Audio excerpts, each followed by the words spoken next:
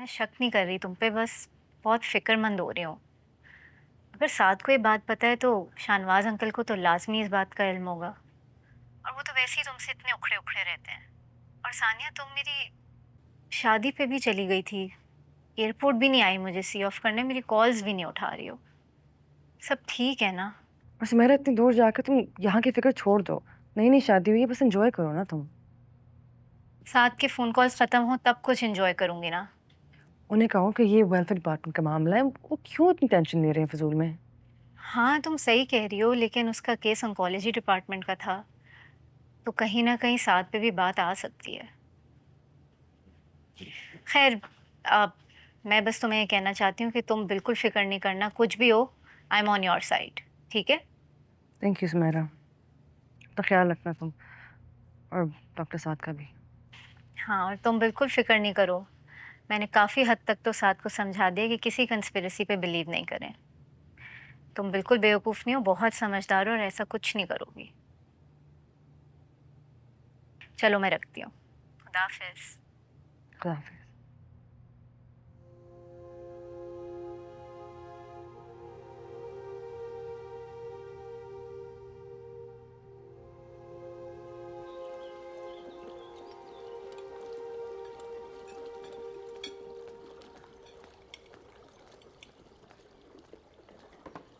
ना बेटा बैठ जाओ। कब से अकेले लगी हुई हो तुम? हाँ, जी डैडी।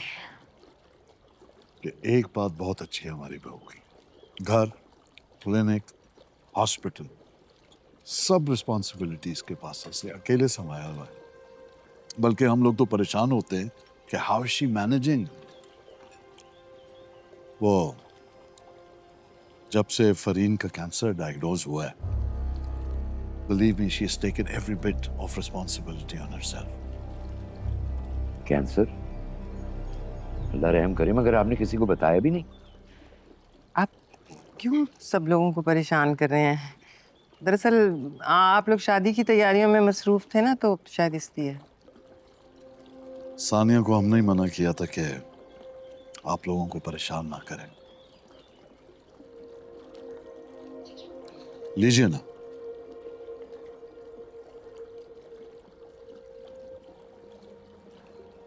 सैलड।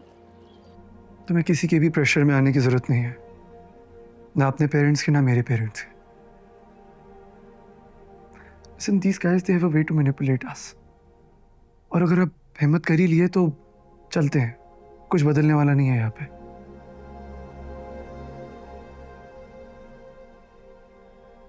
तो ठीक है, लेकिन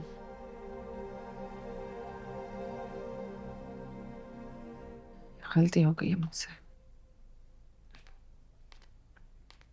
क्या हुआ?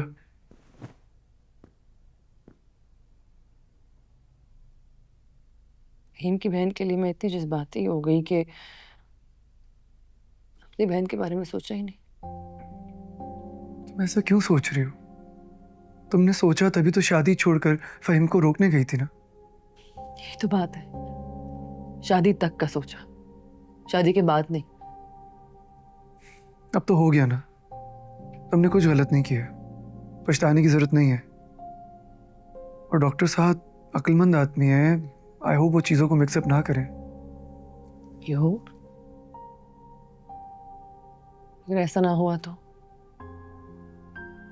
सानिया, अगर तुम्हें डरना ही था तो फिर इतना बड़ा स्टंट करने की क्या जरूरत थी? सुमेरा की शादी सबके बीच में हो रही थी, मुझे कुछ समझ ही नहीं आया इस बार। अब तो समझ आ गया ना, कि डैड ने की है करप्शन।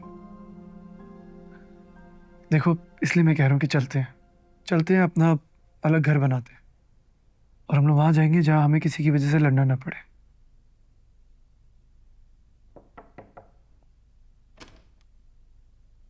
मैं आ जाऊं, बात करनी थी। जी जी। अब बैठे।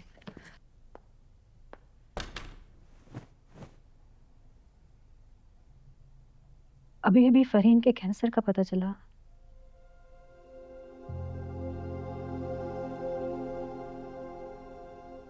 देखो सानिया, मेरी जान, तुम्हारी जो भी जंग है और मैं जानती हूँ कि तुम गलत नहीं होगी,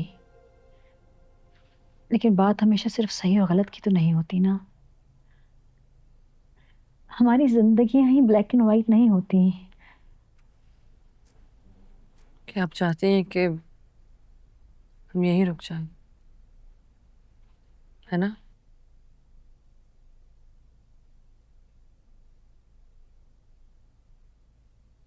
मैं सिर्फ ये चाहती हूँ कि तुम एक लम्हे के लिए रुको और सोचो कि अगर आज खुदा ना खास्ता फरहीन की जगह तुम्हारी माँ ज़ैनब होती, और अगर तुम्हारे भाई की बीवी उन्हें इस तरह अकेला छोड़कर सही और गलत की जंग लड़ने चली जाती, तुम्हें कैसा लगता? मैं जानती हूँ कि सलमान तुम्हारे साथ है, मगर सानिया, खुदा ना खास्ता अगर कल को फरहीन को कुछ भी हो जाता है, यकीन मानो सलमान खुद को कभी माफ नहीं कर पाएगा।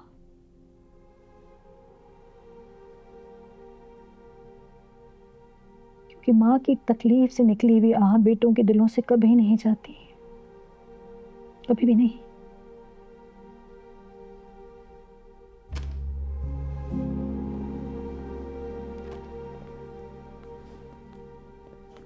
हाँ बेटा, हम चलते हैं। तुम्हारा जो भी फैसला होगा वो हमें मंजूर है। बाहर बैठे हुए हम गाड़ी में इंतजार कर रहे हैं। आप लोग जाएं, हम यहीं रुकेंगे।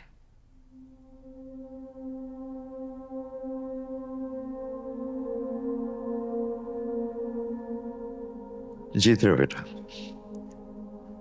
हमेशा खुश रहो।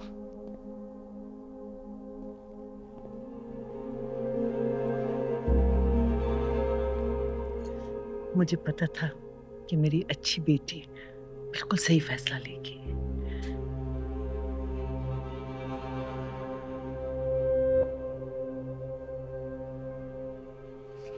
खुदा हाफिज। खुदा हाफिज।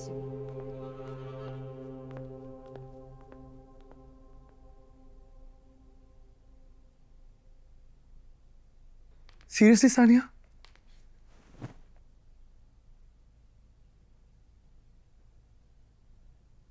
I'm sorry। जब मैं रिलक्टेंट था तब तुमने मुझे समझाया, मुझसे लड़ी, मुझे प्रूव किया कि तुम जो कुछ कर रही हो सही कर रही हो। और अब जब मैं अपनी मम्मा, अपना घर, सब कुछ छोड़कर तुम्हारे साथ जाने के लिए रेडी हूं तो तुम एंड टाइम पे बैकआउट कर रही हो यार। मैंने कहा ना, I'm sorry। हाँ, सुना मैंने, लेकिन पहले डिसाइड तो कर लो कि तुम सॉरी किस बात के लिए कर रही हो। पहले हिम्मत दिखाने के लिए या अभी हिम्मत हार जाने के लिए? I don't know, मुझे नहीं पता, ठीक है?